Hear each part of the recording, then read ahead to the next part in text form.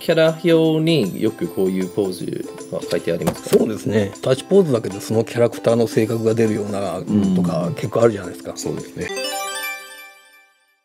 よろしくお願いします。マイトです。今日はトニーもひろいさん来てます。どうも。最近もうちょっといろいろレベルアップしたいから、ロートーソの方がちょっと気になった。腰のところですか？腰ではなくて、ウエストのところ？そう、ウェイストから足、このバランスがちょっと。何がよく間違えてたんだよ。これ、なんか、ちょっと変。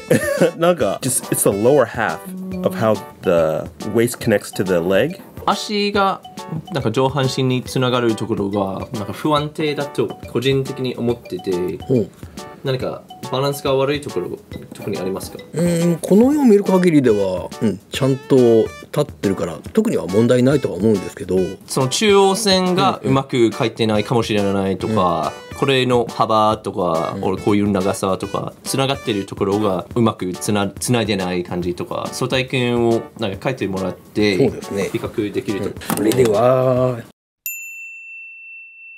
こんな感じかな。最初は腰のところはそうですね、円で位置を決めて、大まかにこんなもんかなって感じで。トニーはさっき、腰のところ先に書いたんですか？今回上の方ですけど、昔はずっと頭からやってて、そうですね。で、ひろいさんの場合はその腰の位置を決めて足を書いてます。この右足の位置について特に意識していること書いてますか？そうですね、とりあえずは左右の足がついた時に、しっかりと立ってる風に説得力のあるが書けばいいなと。倒れなさそうな立ち方。なるほど。分かった。トニーが気になっているところはもしかしたらこういう S 字的なポーズ書くときに後ろに斜めになってるからなんかバランスが不安定になる。そうですね。あと足もちょっと like almost shooting back too far。なんか書きながらバランスを守るために特に測ることができますか？そうだな。さっきから少しずつ腰の位置を微妙に変えていってるので、そういうふうにアジャストしながら書いてはいますが。腰のところは調整していますか？じゃあ位置決めたからもう腰のところがもう動かせない状態は特にそういうわけはないです。後で全然変えても構わないんで。たまに腰から直接、床まで線をなぞってるんですけど、それは何のためですか？重心はここら辺にかかってるから、バランスはどうかなって確かめてるんですよ。でその重心の線はどこから来るんですか？腰なのか頭なのか？やっぱ腰ですね。重心が片足に寄ってると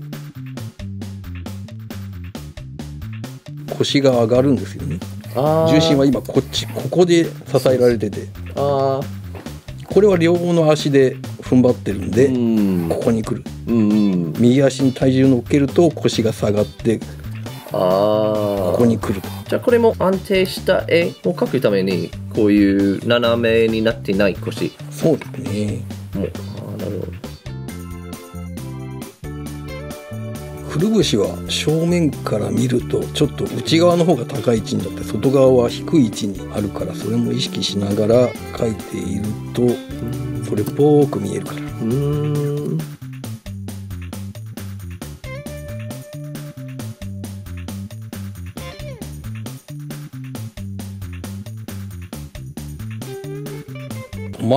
こんな感じで、これは書き方の一例でしかないんですけどね。その中心の線がどこに落ちればいいですか？この場合両足でちょうど真ん中の方が踏ん張ってるから、ここら辺かなって思って書いてるかな。じゃあそんなに。なるほど。パースが斜めから見てるからここに来ちゃうんですけど、分かりやすくすればもうちょっと奥に持ってった方がいいのか。なんか多分みんな体重がちゃんと真ん中に落ちることがチェックした方がいいと分かるんだけど。でもね、どこにそんなにこだわる必要はないですよ。かっこよきゃいいんだから。確かそうですね。実際パースとかに合わせて描いてるだけだとかっこいい絵にならないんですよ。そうですね。嘘がついちゃっていいんで、まあこんな感じですかね。わかりました。じゃあ書いてくれたので直接比較できるし、はい、多分トニーさんが気になってるところがこういう足、とこういう足がまっすぐにじゃなくてなんか後ろに書いているから、そのせいで倒れそうに見える。じゃあ結構安定に書いていると思うんですけど、さらにニュアンスで上からのレベルアップましょうか。お願いします。はい。じゃあさっきみたいに腰のところだいたい1理解してから上半身はだいたいそのままで今回もちょっと斜めで見ている感じですね。シンプルに言うとどういうところを多くに調整してますか？そうですね。張ったポーズを描きたいんでしたら、まあこっちはこれでだいたい揃えちゃったんですけど、こう見せる。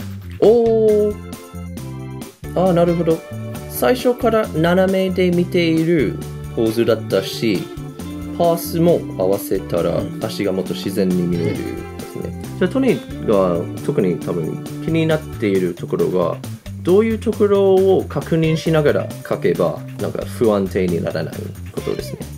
で今は両足を消してどういうところで調整しましたか？全体的にガンと張ったポーズなので、もう少し足を広げて見た方がいいのかなと思って。書こうとしてたポーズは、こういう自慢して張ったポーズだから必ず足が後ろに曲げなきゃいけないと思っていたんですけど、やっぱりこうやって足を広げた方がなんか強く感じますね。もうちょっと需要があるね。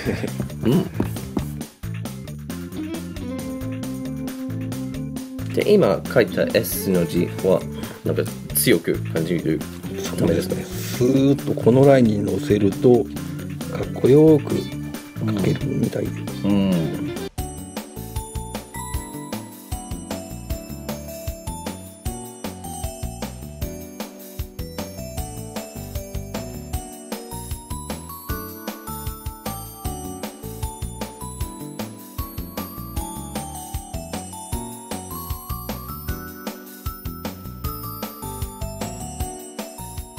キャラ表によくこういうポーズが書いてありますか？そうですね。タッチポーズだけでそのキャラクターの性格が出るようなとか結構あるじゃないですか。そうですね。なんか自分のキャラクター作るのためにそれが練習やった方がいいなと思って、その後キャラクターの洋服とか決まるとか。そうだな。まあおとなしくなっちゃったけど、張ったポーズの時はもっと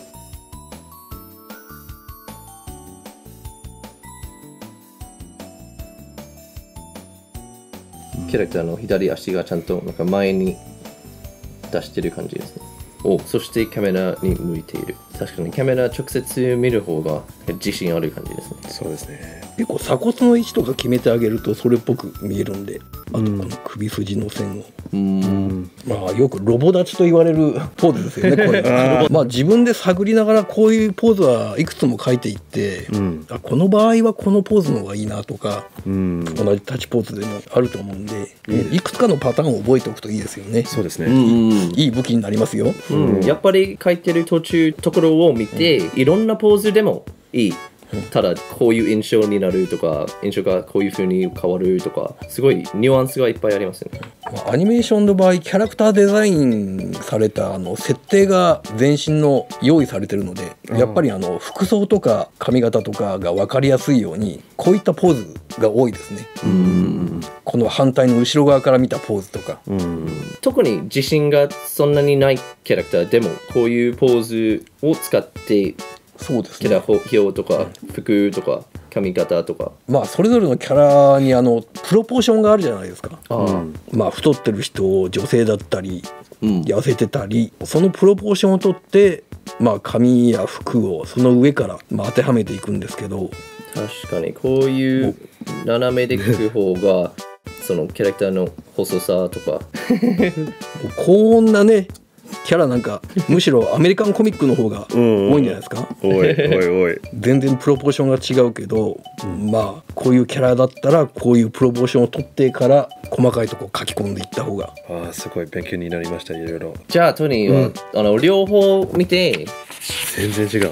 なんか自分のいつも書いているようなポーズとか、これももう少しなんか落ち着いてるポーズと似たようなポーズとか、特に気づいたところありますか？多分2点パス。じゃあやっぱり2点パスとかつけるとさらに強く見せられるとか。そうちょっとなるほどみたいな感じ。結構武器になりますね。そうですね。あとさっき言った最初右足。先に右足を書いて左足を合わせるってこと？そうちゃんと立ってるの。なんかyou can see that there's weight。ちゃんと立ってるの。でさっきすごい細かいところだったけど、この鎖骨首のところがもっと簡単に決められるって、なんかここら辺を書いておくと、決まった絵になりますよと。特になんでですか？この肩周りは実際はこういう風に筋が入るわけではないんですけど、この線を入れることによってここら辺が立体的に表現しやすいんですよね。本当に勉強になりました。はい、ありがとうございます。ありがとうございます。どうも。そして登録お願いします。ぜひ他の動画ぜひ見てください。お願いします。バイバイ。いってね。